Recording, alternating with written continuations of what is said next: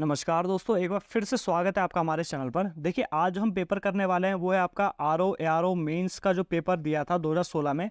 ये वो पेपर है, आज हम ये वाला पेपर सॉल्व करेंगे। और जो इसका मैंने प्री जो है वो मैं ऑलरेडी सॉल्व करा चुका हूँ। आपको प्लेलिस्ट में सारे के सारे पेपर्स मिल जाएंगे।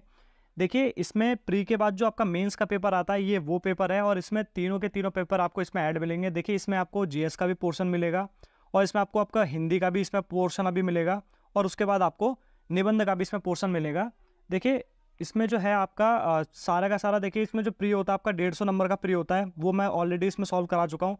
ये 100 नंबर का पेपर है, 100 नंबर का आपका हिंदी का पेपर होगा, और 100 नंबर का इसमें निबंध का पेपर होने वाला है। अंत तक आप बने रहिए, पूरी की पूरी आपको जानकारी इसमें दी जाएगी। देखिए, शुरू करते हैं हम पहले प्रश्न के साथ। देखिए, दिसंबर 1929 के लाहौर अधिवेशन के मतलब इसमें जोर किस बात का दिया गया था? देखिए, इसका ऑप्शन नंबर 20 का सही आंसर हो जाएगा। अगला प्रश्न है, 1928 के बारदौली सत्याग्रह का जो नेतृत्व किसने करा था? ये करा था आपके ऑप्शन नंबर 1 गांधी जी के अनुयायियों ने करा था। अगला प्रश्न है, गदर पार्टी के संस्थापक कौन थे? देखिए, गदर पार्टी की जो स्थापना की थी वो की थी आपके हरदयाल ने करी थी। सैन फ्रांसिस्को अमेरिका में करी गई थी, और शायद 1913 में की गई थी इसकी स्थापना। अगला प्रश्न है, भारतीय प्रेस का स्वतंत्रता प्रणेता किसे कहा जाता है? ये कहा जाता है अगस्टा हिक्की को कहा जाता है। ऑप्शन नंबर ए बिल्कुल सही आंसर हो जाएगा इसका। अगला प्रश्न है, जवाहरलाल नेहरू ने भारतीय राष्ट्रीय कांग्रेस के पहली बार अध्यक्ष कब बने थे? देखिए, 1929 के लाहौर अधिवेशन में, जिसमें पूर्ण स्वराज का मतलब लक्ष्य रखा गया था, इसमें अध्यक्ष बने थे लाहौर अधिवेशन में 1929 के। अगला प्रश्न है, भारत की नई औद्योगिक नीति 1991 आधारित थी। देखिए, 1991 में जो सरकार की औद्योगिक नीति आई थी वो थी आपकी एलपीजी पे आधारित थी, यानी कि आपका लिबरलाइजेशन, प्राइवेटेशन और ग्लोबलाइजेशन पे आधारित थी, यानी कि उदारीकरण, वैश्वीकरण और निजीकरण पे आधारित थी। तो उसका आंसर हो जाएगा आपका ऑप्शन नंबर डी। अगला प्रश्न है, भारत में मानव विकास सूचकांक यानी कि एचडीआई में समाविष्ट हैं। देखिए, इसमें मानव विकास सूचकांक में क्या क्या गिना जाता है? देखिए, जीवन प्रत्याशा गिना जाता है, प्रति व्यक्ति आय गिनी जाती है, शैक्षिक उपलब्धि भी गिनी जाती है, और ऑप्शन इसका यानी कि आंसर हो जाएगा ऑप्शन नंबर डी, बिल्कुल सही आंसर हो जाएगा। अगला प्रश्न है, ट्राइसेम एक कार्यक्रम है। देखिए, ट्राइसेम जो है आपका ग्रामीण विकास से संबंधित था। ऑप्शन नंबर ए बिल्कुल इसका सही आंसर हो जाएगा। अगला प्रश्न है, भारतीय जीवन बीमा निगम यानी कि एलआईसी की स्थापना किस वर्ष की गई थी? देखिए, एलआईसी की जो स्थापना की गई थी वो की गई थी आपकी 1956। ऑप्शन नंबर 20 का बिल्कुल सही आंसर हो जाएगा। अगला प्रश्न है, भारत में पहली औद्योगिक नीति कब आई थी? देखिए, औद्योगिक नीति जो है भारत की पहले आई थी आपकी अप्रैल 1948 में आई थी। ऑप्शन नंबर सी इसका बिल्कुल सही आंसर हो जाएगा। अगला प्रश्न है, 14वें वित्त आयोग 2015-20 ने भारत के राष्ट्रपति को अपनी रिपोर्ट कब प्रस्तुत करी थी? देखिए, 14वें वित्त आयोग के हिसाब से देखिए उस टाइम का एक करंट अफेयर का जो क्वेश्चन है हम देख लेते हैं। देखिए, 11 का जो इसका सही आंसर है वो है आपका ऑप्शन नंबर ए, दिसंबर 2014 में। अगला प्रश्न है, ग्रामीण अवस्थापना विकास कोष का सृजन किसके अधीन किया गया है? देखिए, 12 का जो इसमें आंसर है वो है आपका ऑप्शन नंबर बी, नाबार्ड। अगला प्रश्न हम देख लेते हैं। देखिए, भारत में किस क्षेत्र से अधिकतम कुल घरेलू बचत प्राप्त होती है?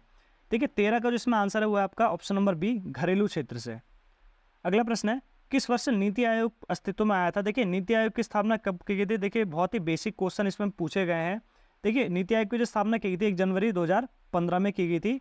देखिए, इसको पहले योजना आयोग बनाया, मतलब योजना आयोग था। 1950 में योजना आयोग की स्थापना की गई थी, और उसी का नाम बदलकर 1 जनवरी 2015 को नीति आयोग कर दिया गया। अगले प्रश्न पे चलते हैं। देखिए, निम्न में से कौन अवधि प्रथम पंचवर्षीय योजना थी? देखिए, पंचवर्षीय योजना इसमें पूछी गई है। देखिए, पहली पंचवर्षीय योजना जो थी वो आपका 1951 से 1956 तक थी। अगला प्रश्न है, राष्ट्रीय सांख्यिकी आयोग की स्थापना कब की गई थी? देखिए, ऑप्शन क्वेश्चन नंबर 16 का जो आंसर है वो आपका ऑप्शन नंबर डी, 12 जुलाई 2006 को इसकी स्थापना की गई थी, राष्ट्रीय सांख्यिकी आयोग की। अगला प्रश्न है, निर्धनता का दुष्चक्र की अवधारणा का संबंध किससे है? देखिए, 17 का जो आंसर है वो है आपका ऑप्शन नंबर बी, आर नर्क से। अगला प्रश्न है, निम्नलिखित में से किसमें कार्बन नहीं होता? देखिए, कार्बन किसमें नहीं पाया जाता? देखिए, इसमें आपका जो आंसर है आपका वो मैं आपको बताता हूँ। देखिए, इसमें हीरे में कार्बन पाया जाता है, कोयले में भी पाया जाता है, ग्रेफाइट में भी कार्बन पाया जाता है। देखिए, बलुआ पत्थर में कार्बन नहीं पाया जाता। इसका जो आंसर है वो हो जाएगा आपका ऑप्शन नंबर डी। अगला प्रश्न है, भारी जल यानी कि जो भारी जल जो है आपका D2O, इसका जो एक क्या है? देखिए, एक प्रकार का वमंदक होता है। देखिए, ये परमाणु रिएक्टरों में काम में आता है कि एक शीतलक के रूप में काम करता है। अगला प्रश्न है, विटामिन सी का रासायनिक नाम क्या है? देखिए, 20 का जो आंसर है वो है आपका option number C, ascorbic acid यानी कि अम्ल हो जाएगा। अगला प्रश्न है, निम्न में से कौन सी धातु चाकू से काटी जा सकती है? देखिए, चांदी नहीं काटी जा सकती, हार्ड होती है। जस्ता भी नहीं काटा जा सकता, एल्यूमिनियम भी नहीं काटा जा सकता। देखिए, सोडियम काटा जा सकता है। ऑप्शन नंबर डी बिल्कुल इसका सही आंसर हो जाएगा। अगला प्रश्न है चिपको आंदोलन का देखिए संबंध किससे है। देखिए चिपको आंदोलन का जो संबंध है वो है आपका वन संरक्षण से। ये आपको पता ही होगा, आपका 1974 में जो है आपका गौरा देवी ने रैणी गांव से इसका आंदोलन इसका शुरू करा था। अगला प्रश्न है बाकी जो है आपका इस मतलब चिपको आंदोलन से जो बाद में आपका सुंदरलाल बहुगुणा जी भी जुड़े इसमें, और आपका चंडी प्रसाद भट्टी जी भी इसमें जुड़े थे, और सुंदरलाल बहुगुणा ने इसको बहुत बड़ा उनका एक योगदान रहा था इस आंदोलन में। अगला प्रश्न है निम्न में से कौन सी विधि प्रक्रिया जैव प्रौद्योगिकी की है। ऑप्शन नंबर ए आमाशय में दूध का जमना, दही बनना, अचार बनना, या डी उपरोक्त में से कोई नहीं। देखिए 23 का जो आंसर है वो है आपका ऑप्शन नंबर डी, उपरोक्त में से कोई नहीं। अगला प्रश्न है अरक्तता निम्न में से किस विटामिन की अल्पता के कारण होती है। देखिए 24 का जो इसमें आंसर है वो है आपका ऑप्शन नंबर बी, B6 और B12 से होती है। अगला प्रश्न है इलायोप्लास्ट संग्रहित करते हैं। देखिए 25 का जो इसमें आंसर है वो है आपका ऑप्शन नंबर सी, वसा। अगला प्रश्न है वर्षा ऋतु में लकड़ी से बने दरवाजों के फूलने का कारण क्या होता है। देखिए बरसात में जो है आपका लकड़ी की जो प्लाई होती है फूल जाती है, उसका इन्होंने कारण पूछा हुआ है। 26 का जो आंसर है इसमें वो ऑप्शन नंबर बी, अंतः शोषण। अगला प्रश्न है निम्न में से किसको लाल रक्त कोशिकाओं की कब्रगाह कहा जाता है। 27 का जो इसमें आंसर है वो है आपका ऑप्शन नंबर ए, यकृत। अगला प्रश्न है जब बर्फ पिघलती है तो उसका आयतन क्या रहता है। देखिए जब बर्फ पिघलती है तो उसका आयतन आपका घटता है। अगला प्रश्न है पादपों द्वारा वायुमंडल में जल परिवर्तन की प्रक्रिया क्या कहलाती है। देखिए 29 का जो इसका आंसर है वो आपका ऑप्शन नंबर डी, वाष्पोत्सर्जन कहलाती है। अगला प्रश्न है बजाज ऑटो ने एक भारतीय नौसैनिक पोत की धातु से मोटरसाइकिल बनाई है, उस पोत का क्या नाम है। देखिए 30 का जो इसका आंसर है वो है ऑप्शन नंबर बी। देखिए इसमें एक INS विक्रांत, आपको पता ही है कि एक गाड़ी आती है, आती थी, अभी तो शायद वो डिसकंटिन्यू हो चुकी है। उसमें देखिए कहा जाता था कि उसमें एक INS विक्रांत का मेटल का पार्ट लगाया गया है, इसीलिए वो गाड़ी चली भी थी। देखिए अब अगला प्रश्न है भारतीय रिजर्व बैंक के गवर्नर के कार्यकाल की अवधि कितनी होती है। देखिए 31 का जो इसका आंसर है वो है आपका ऑप्शन नंबर बी, 3 साल की अवधि होती है। अगला प्रश्न है चाबहार बंदरगाह किन देशों द्वारा संयुक्त रूप से बनाया जाएगा। देखिए चाबहार बंदरगाह के बारे में इसमें पूछा गया है। देखिए इसमें तो एक आपका ईरान, अफगानिस्तान और भारत, ऑप्शन नंबर ए इसका बिल्कुल सही आंसर हो जाएगा। अगला प्रश्न है विश्व संस्कृति महोत्सव के दौरान दिल्ली में यमुना की जैव विविधता को नुकसान पहुंचाने के लिए राष्ट्रीय हरित न्यायाधिकरण द्वारा किस संगठन पर जुर्माना लगाया गया था। देखिए 33 का जो इसमें आंसर है वो है आपका option number B, Art of Living के ऊपर जो है जुर्माना लगाया गया था। अगला प्रश्न है IPL 2016 की ट्रॉफी किस टीम ने जीती थी। देखिए IPL 2016 की जो ट्रॉफी जीती थी वो जीती थी आपके सनराइजर्स हैदराबाद ने जीती थी। अगला प्रश्न है इसरो ने PSLV C-37 के द्वारा कितने उपग्रहों को कक्षा में स्थापित किया था। देखिए 35 का जो आंसर है वो आपका ऑप्शन नंबर सी, 104 उपग्रहों को कक्षा में स्थापित किया था। अगला प्रश्न है भारत का 29वां राज्य कौन सा है। देखिए 36 का जो इसमें आंसर है वो आपका ऑप्शन नंबर डी, तेलंगाना। अगला है जी मिल्खा सिंह किस खेल से जुड़े हैं। देखिए 37 का जो है आपका ऑप्शन नंबर सी, गोल्फ से जुड़े हुए हैं मिल्खा सिंह, यानी कि जी मिल्खा सिंह। देखिए मिल्खा सिंह अलग है और जी मिल्खा सिंह जी अलग हैं। अगला प्रश्न है निम्न में से किसने 2017 की विंबलडन टेनिस खेल प्रतियोगिता में महिला एकल का खिताब जीता है। देखिए 38 का जो इसमें आंसर है वो है आपका option number B, Garbine Muguruza. अगला प्रश्न है पनामा पेपर स्कैंडल का संबंध किससे है। देखिए 39 का जो इसमें आंसर है वो है आपका ऑप्शन नंबर बी, बड़ी हस्तियों के घोटाले से संबंधित है। अगला प्रश्न है निम्नलिखित में से किस राज्य की विधानमंडल द्विसदनीय है। देखिए द्विसदनीय विधानमंडल इसमें पूछी हुई है। देखिए 40 का जो इसमें आंसर है वो आपका ऑप्शन नंबर डी, बिहार की। अगला प्रश्न है भारतीय संघ कौन से देश के संघ के सदृश है। देखिए 41 का जो इसमें आंसर है वो है ऑप्शन नंबर ए, संयुक्त राज्य अमेरिका के। अगला हम प्रश्न देख लेते हैं 93वां संविधान संशोधन किससे संबंधित है। देखिए 93वां जो संविधान संशोधन है वो है आपका शिक्षण संस्थानों में OBC के आरक्षण से, ऑप्शन नंबर डी इसका बिल्कुल सही आंसर हो जाएगा। अगला प्रश्न देख लेते हैं भारत में राजनीतिक दलों को मान्यता दी गई है। देखिए भारत में जो राजनीतिक दलों को जो मान्यता देता है वो देता है आपका भारत का निर्वाचन आयोग, ऑप्शन नंबर डी इसका बिल्कुल सही आंसर हो जाएगा। अगला प्रश्न है भारत में सूचना का अधिकार किस वर्ष में पारित किया गया था। देखिए सूचना का अधिकार इन्होंने बोला है तो इसकी स्थापना है इसकी जो पारित किया गया था अक्टूबर 2005 में पारित किया गया था, 12 अक्टूबर 2005 इसकी डेट है।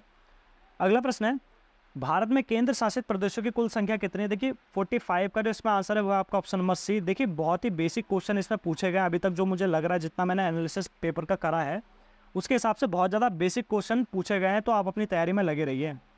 अगला प्रश्न है, भारत का निर्वाचन आयोग क्या है? देखिए 46 का जो इसमें आंसर है वो है आपका ऑप्शन नंबर डी, संवैधानिक संस्था है। अगला प्रश्न है, लोकसभा में भारत के राष्ट्रपति द्वारा एंग्लो इंडियन समुदाय के कितने सदस्य मनोनीत किए जाते हैं? देखिए वैसे तो 2 किए जाते थे, लेकिन अब जो है इसका प्रावधान हटा दिया गया है। अब एंग्लो इंडियन के जो सदस्य होते हैं उनको मनोनीत नहीं किया जाता, बस राष्ट्रपति जो है राज्यसभा में 12 मेंबर्स इलेक्ट कर सकता है, मतलब मनोनीत कर सकता है। अगला प्रश्न है, लोकसभा का प्रोटेम अध्यक्ष नियुक्त किया जाता है? देखिए 48 का जो आंसर है वो है आपका ऑप्शन नंबर है, भारत के राष्ट्रपति द्वारा प्रोटेम अध्यक्ष नियुक्त किया जाता है। अगला प्रश्न है, भारत के संविधान के अनुच्छेद 70 के अंतर्गत राष्ट्रपति व उपराष्ट्रपति की उपस्थिति में कौन राष्ट्रपति होगा? देखिए अगर राष्ट्रपति भी अनुपस्थित हो और उपराष्ट्रपति भी किसी कारणवश अनुपस्थित होता है तो भारत का जो मुख्य न्यायाधीश है CJA है वो मतलब राष्ट्रपति के रूप में कार्य करता है। अगला प्रश्न है, भारत के सर्वोच्च न्यायालय की आधिकारिक भाषा क्या है? देखिए भारत के जो सर्वोच्च न्यायालय की जो आधिकारिक भाषा है वो है आपका ऑप्शन नंबर सी, अंग्रेजी। अगला प्रश्न है, वर्ष 2005 में द्वितीय प्रशासनिक सुधार आयोग किसकी अध्यक्षता में बनाया गया था? 51 का जो आंसर है वो है आपका option number B, V Moily की अध्यक्षता में बनाया गया था। अगला प्रश्न है, मानवोदय काव्य किसकी रचना है? देखिए मानवोदय काव्य जो आपका भरत कवि की रचना है। अगला प्रश्न है, पुरुषोत्तम पंत को किस राजा द्वारा पुरस्कृत किया गया था? देखिए 53 का जो आंसर है वो है आपका पुरुषोत्तम पंत को जो आपका रुद्रचंद के द्वारा पुरस्कृत किया गया था। ऑप्शन नंबर ए इसका बिल्कुल सही आंसर हो जाएगा। अगला प्रश्न है, मुक्तेश्वर में बैक्टीरियोलॉजिकल प्रयोगशाला की स्थापना का श्रेय किसे दिया जाता है? देखिए ये दिया जाता है आपका डॉक्टर अल्फ्रेड लिंगार्ड को दिया जाता है। ठीक है, अगला प्रश्न है, ये आई थिंक ये 1893 में लैब बनाई थी इन्होंने।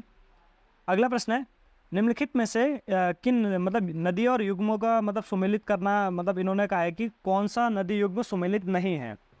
देखिए 55 का जो इसका आंसर देखिए सरयू, पनार। देखिए सरयू और उसकी सहायक शायद इन्होंने नदियाँ इन्होंने पूछी गई हैं। 55 का जो इसका आंसर है वह है आपका ऑप्शन नंबर ए, सरयू। ठीक है, अगला प्रश्न है, उत्तराखंड में भावरपेटी में निम्न में से किस प्रकार की जलवायु दशाएं हैं? देखिए 56 का जो इसका आंसर है वो है आपका ऑप्शन नंबर बी, उपोष्ण। अगला प्रश्न है, उत्तराखंड में निम्नलिखित में से कौन सी पर्वत श्रेणी मुख्य सीमांत भ्रंश और मुख्य मध्यवर्ती भ्रंश के बीच स्थित है? 57 का जो इसका आंसर है वो है आपका ऑप्शन नंबर बी, लघु हिमालय के मध्य में स्थित है। उत्तराखंड में अट्टा बट्टा क्या है? देखिए 58 का जो इसमें आंसर है वो है आपका ऑप्शन नंबर बी, विवाह व्यवस्था। अगला प्रश्न है, उत्तराखंड में किस मेले में मछली मारने की परंपरा है? देखिए इसमें मौड़ मेला में जो है आपका मछली मारने की परंपरा है। ये आई थिंक ये अलगाड़ नदी पर ये मेला लगता है। इसमें तिमोर मतलब पाउडर से जो है मछली मारने की इसमें प्रथा है। अगला प्रश्न है, चौफुला क्या है? देखिए चौफुला एक नृत्य है। ऑप्शन नंबर सी इसका बिल्कुल सही आंसर हो जाएगा। अगला प्रश्न है, वर्ष 2011 की जनगणना के अनुसार उत्तराखंड में न्यूनतम साक्षरता दर किस जिले में थी? देखिए 61 का जो इसमें आंसर है वो है आपका ऑप्शन नंबर डी हो जाएगा, उधम सिंह नगर में न्यूनतम साक्षरता दर इसी में ही थी। अगला प्रश्न है, वर्ष 2011 की जनगणना के अनुसार उत्तराखंड राज्य का लिंगानुपात कितना है? देखिए 62 का जो इसमें आंसर है वो है आपका ऑप्शन नंबर 3 मतलब डी। इसमें 963 जो है उत्तराखंड राज्य का लिंगानुपात है 2011 की जनगणना के अनुसार। अगला प्रश्न है कि उत्तरकाशी का प्राचीन नाम इन्होंने पूछा। देखिए 63 का जो इसमें आंसर है वो है आपका ऑप्शन नंबर बी, बाड़ाहाट है इसमें। अगला प्रश्न है, गढ़वाल रेजिमेंट का मुख्यालय इन्होंने पूछा है। देखिए गढ़वाल रेजिमेंट का जो मुख्यालय वो आपका लैंसडाउन है। इसका नाम अभी चेंज भी कर दिया गया है आई थिंक, हाँ चेंज कर दिया गया इसका नाम। आप एक बार चेक इसे कर लीजिएगा, मुझे अभी नाम जो है रिकॉल नहीं हो पा रहा है। अगला प्रश्न है, कार्तिकेयपुर वंश का जो संस्थापक इन्होंने पूछा। देखिए 65 का जो इसमें आंसर है वो है आपका ऑप्शन नंबर सी, वसंत देव। अगला प्रश्न है, 1869 में स्थापित कुमाऊं गवर्नमेंट गार्डन का प्रथम अधीक्षक कौन था? देखिए इसका जो अधीक्षक था वो था आपका डब्ल्यू क्रॉ। ऑप्शन नंबर ए इसका बिल्कुल सही आंसर हो जाएगा। अगला प्रश्न है, उत्तराखंड के पर्वतीय भाग में ग्रामीण जनसंख्या की आजीविका का प्रमुख स्रोत इसमें पूछा गया है। देखिए 67 का जिसमें आंसर है वो है आपका ऑप्शन नंबर सी, कृषि है पशुपालन। अगला प्रश्न है, जनसंख्या का गणितीय घनत्व होता है। देखिए 68 का जिसमें सही आंसर है वो है आपका ऑप्शन नंबर ए, संपूर्ण भूमि और कुल जनसंख्या के बीच का अनुपात। अगला प्रश्न है, निम्नलिखित में से कौन सा भारत का दक्षिणतम इन्होंने बिंदु पूछा हुआ है। देखिए भारत का जो दक्षिणतम बिंदु है वो 69 का जो इसमें आंसर है वो आपका option number A, Indira call जो मतलब इंदिरा पॉइंट जो है आपका दक्षिणतम इसमें बिंदु है। देखिए अगर मुख्य भूमि से पूछता है तो वो है आपका कन्याकुमारी, केप कॉमोरिन मतलब बोलते हैं उसे, कन्याकुमारी इसमें आंसर होता अगर ये मुख्य भूमि से पूछता तो। आपका जो इंदिरा बिंदु इंदिरा पॉइंट है यह है आपका अंडमान निकोबार में स्थित है। अगला प्रश्न है भाखड़ा नागल बांध की इसमें ऊंचाई पूछी गई है। देखिए 70 का जो इसमें आंसर है वो आपका ऑप्शन नंबर सी 226 मीटर जो है आपका भाखड़ा नागल बांध की ऊंचाई है। अगला प्रश्न है जनगणना 2011 के अनुसार किस राज्य की जनसंख्या सबसे ज़्यादा है।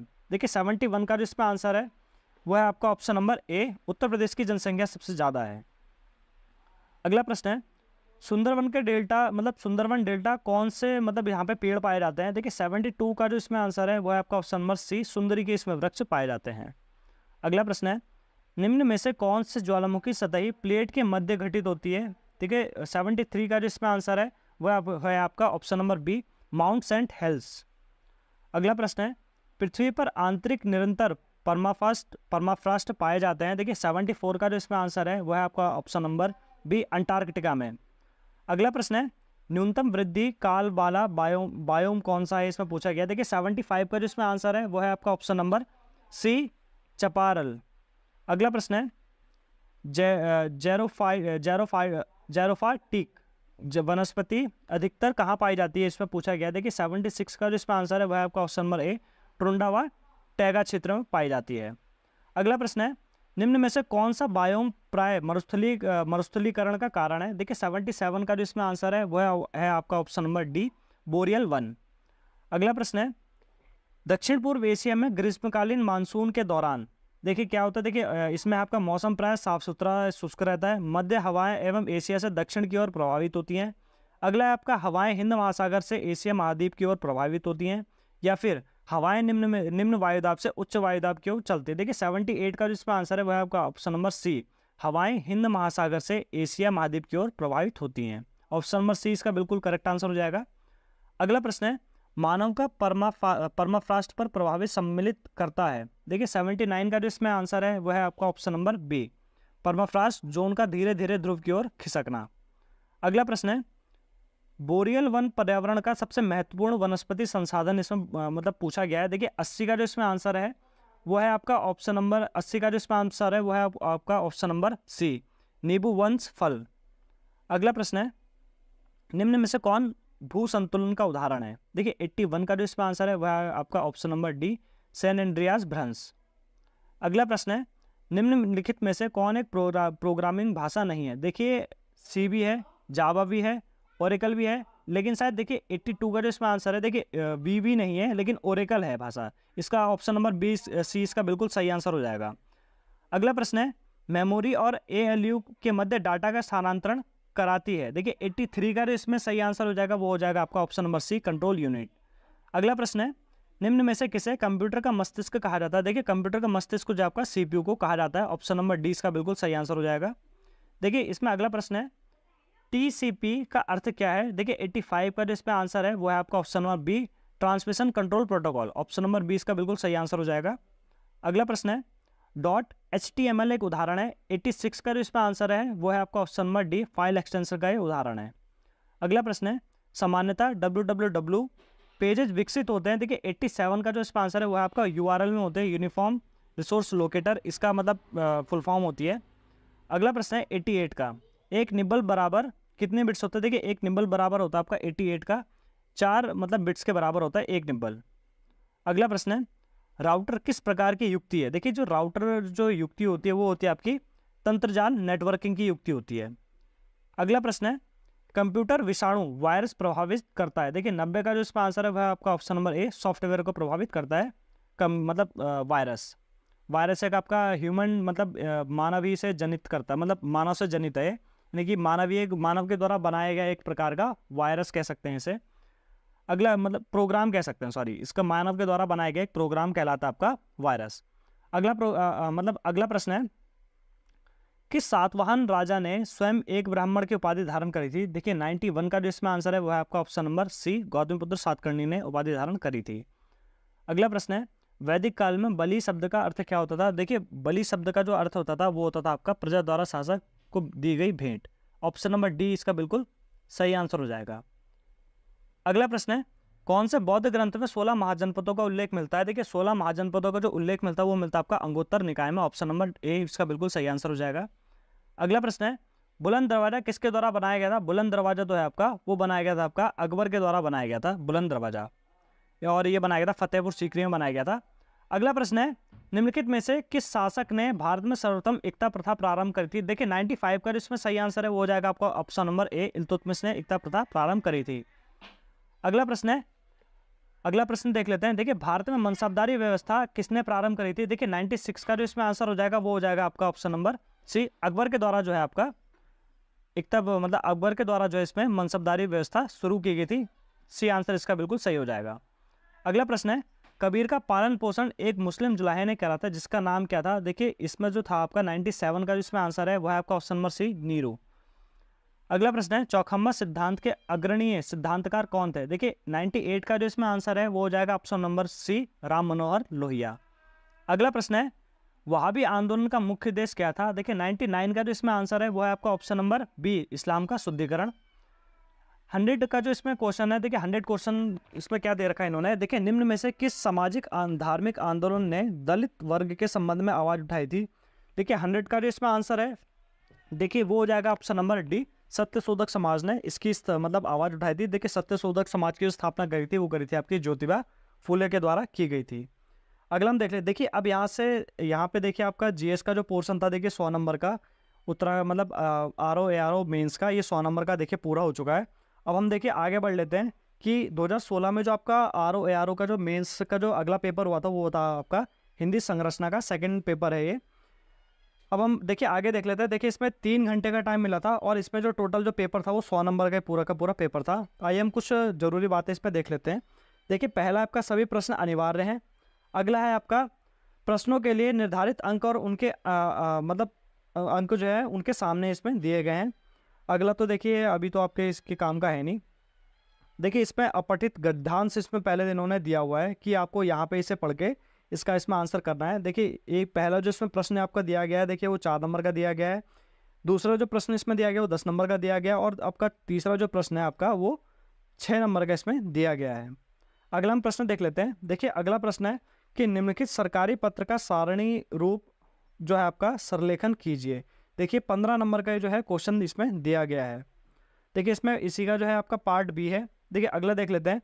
देखिए इसमें देख लेते हैं। देखिए इसमें जो है आपका पार्ट बी में इसमें आपको टॉपिक्स दिए हुए हैं, इसमें आपको लिखना पड़ेगा। देखिए पहला है आपका पर्यावरण और हमारा जीवन, अगला आपका भारत की आर्थिक नीति, अगला है आपका भारतीय मतलब कृषि उद्योग और आपका इसमें देखिए इंग्लिश का बता रखा है। देखिए इसमें जो है आपका ये 35 नंबर का टोटल पूरा इन्होंने दिया हुआ है।